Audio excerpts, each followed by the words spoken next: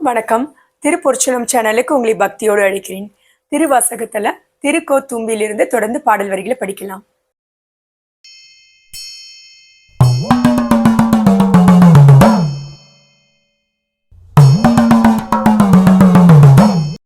கல்வன் கடியன் கலதீவன் எண்ணாதே வள்ளல் வர வர வந்தொழிதான் என் மனத்தே உள்ளத்துரு தூய ஒன்றழியா வண்ணமெல்லாம் தெல்லுங் கழலுக்கே சென்று ஊதாய் கோத்தும்பி.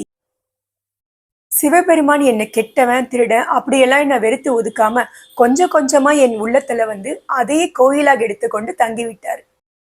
புண் சரியாகி கொஞ்சம் ஆறி கொஞ்சம் ஆறாம இருந்தா அதுல ஏதாவது அடிபட்டோ ரொம்ப வலிக்கும் இல்லையா?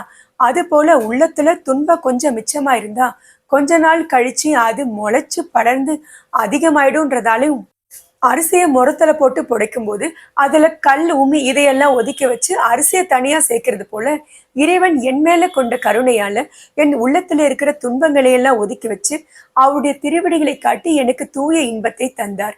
அந்த சிவபெருமானின் திருவடி மலர்களில் சென்று அரசவண்டே நீயும் ஊதுவாயாக. பூமேல் அயனோடு மாலும் புகழ் அரிதென்று ஏமாறி நிற்க அடியேன் இருமாக்க நாய்மேல் தவிசிட்டு நன்றாய் பொருட்படுத்த தீமேனி யானுக்கே சென்று உதாய் கோத்தும்பி.